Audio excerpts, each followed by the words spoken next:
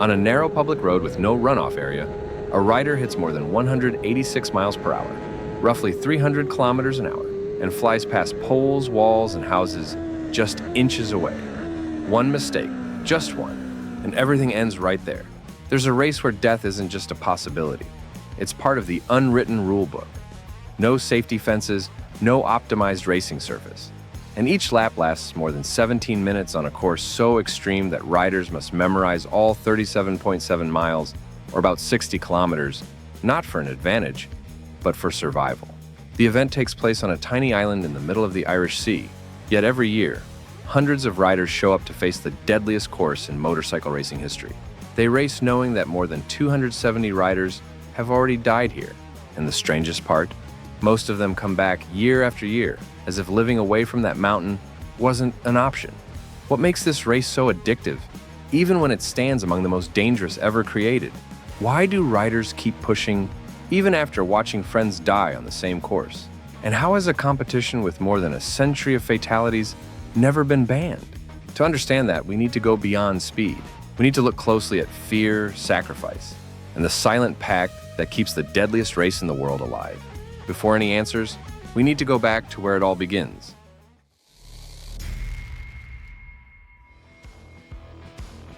The Isle of Man TT is considered the most dangerous race in the world for a simple reason. No other event combines so many extreme factors at the same time. The course uses ordinary public roads, cutting through villages, farmland, forests, and mountain sections. It stretches 37.7 miles, about 60.7 kilometers, with 219 corners, and riders pass inches from houses, stone walls, poles, and sidewalks. None of it was designed to protect them. The elevation reaches nearly 1,385 feet, roughly 422 meters, turning the weather into a second enemy. On a single lap, riders often report sunshine at the start, thick fog at the top, and light rain on the descent. This instability creates conditions no closed circuit can replicate, and it's why veterans say, the TT is never the same twice. Another shocking factor is the lap length. A lap on a traditional racetrack lasts about 90 seconds. On the TT, the average is more than 17 minutes. No runoff areas, no modern barriers, no engineered racing asphalt. These are everyday roads where every bump, dip, and patch can affect control. The speeds alone explain why the event is so deadly.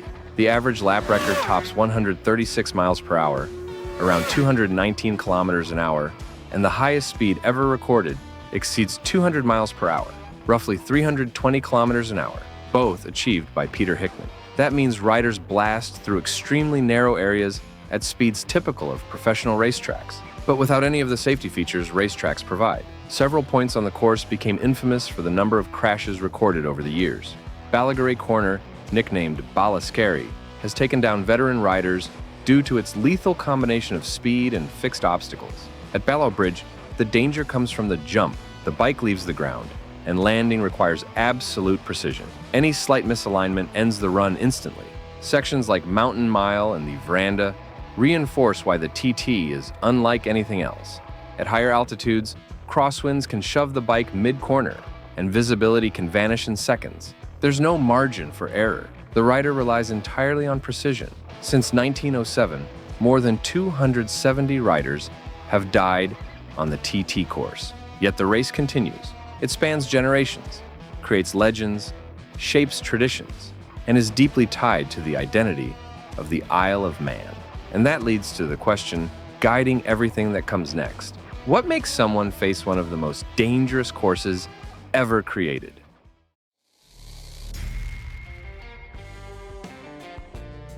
Behind every rider is a motorcycle tuned to operate beyond what would be considered safe anywhere else. The superbikes used at the TT produce over 200 horsepower, but the number barely tells the story. Teams adjust the bike section by section, suspension, throttle mapping, tire pressure, and engine response, to match conditions that shift constantly across 37 miles of road. The goal is simple: maximum stability on terrain, never meant for high performance. Even so, the bikes suffer. Fairings shake loose, panels shift, engines often run near critical temperatures. Mechanical problems that would simply force retirement on a normal circuit here can turn into an immediate crash. A mechanic once captured the reality perfectly. The Isle of Man TT is the only place where the machine fears the rider. Here, being fast isn't enough. The bike has to survive. If the machine suffers, the body suffers even more. Reflexes must fire in 0.2 seconds. Reaction times comparable to fighter pilots. The physical load is extreme.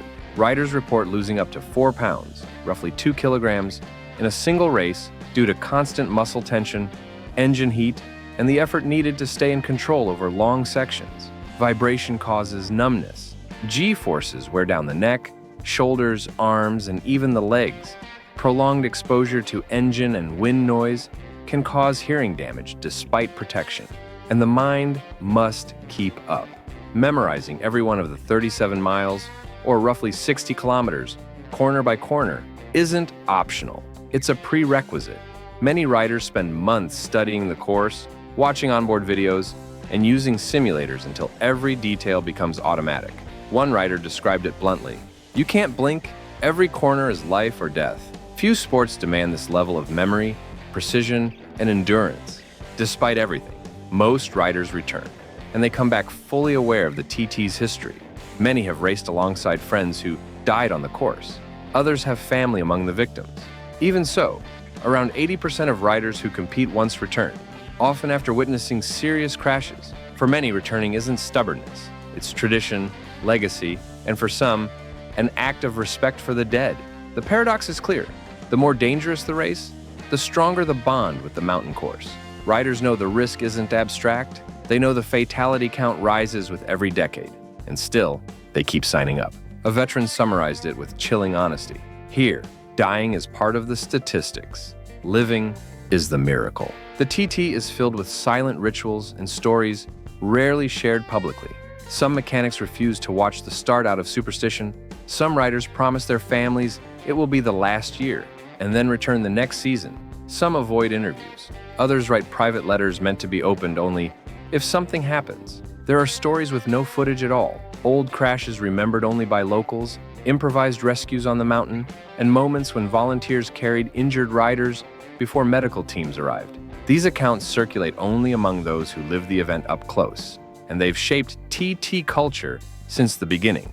Together, these traditions, fears, and superstitions reveal a far more human, fragile, and complex side of the TT than any broadcast ever shows. During TT season, the Isle of Man transforms completely. Traffic laws are suspended. Schools close. Entire routes become inaccessible. Residents help run the event, marshal sections, assist teams, and provide logistics. Many have deep personal ties. Parents who raced, relatives who died, friends who still compete. The TT isn't just a race. It's identity. It's heritage. It's woven into generations. And even with all the risks, the event remains. Because on the Isle of Man, the TT is as deeply rooted as the island itself.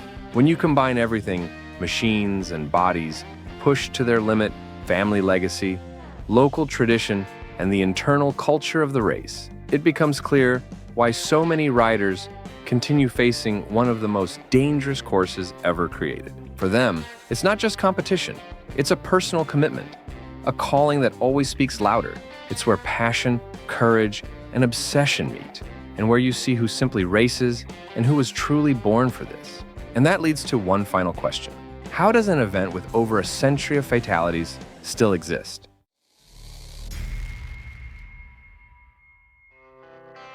Anywhere else in the world, this race would have been banned decades ago, and not for lack of attempts.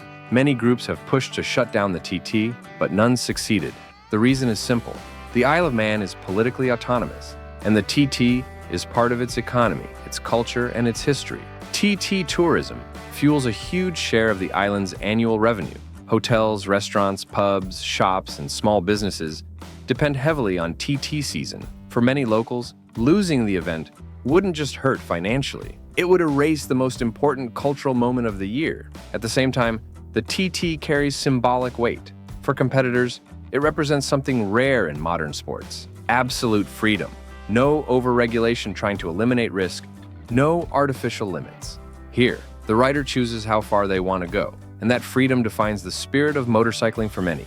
This mindset keeps the TT alive in a world increasingly regulated and risk-averse.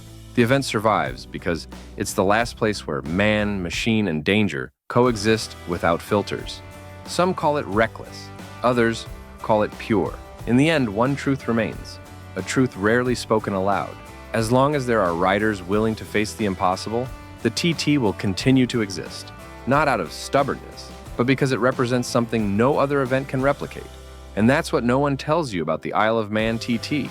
It isn't just a race, it's a pact, a silent agreement between courage, tradition, and risk, a choice that defies logic, safety, and even time. The TT continues because there will always be someone willing to go full throttle, where no one should, and as long as that person exists, the mountain will never stay quiet. After everything you've learned about the TT, where do you draw the line between courage and recklessness? And more importantly, should this race continue, or has its time finally passed? If this video kept you watching until now, don't forget to leave a like, subscribe, and turn on notifications so you don't miss the next deep dive. And hey, there's another video on your screen right now. Click it and I'll see you there. Keep exploring. The world doesn't stop, and neither do we.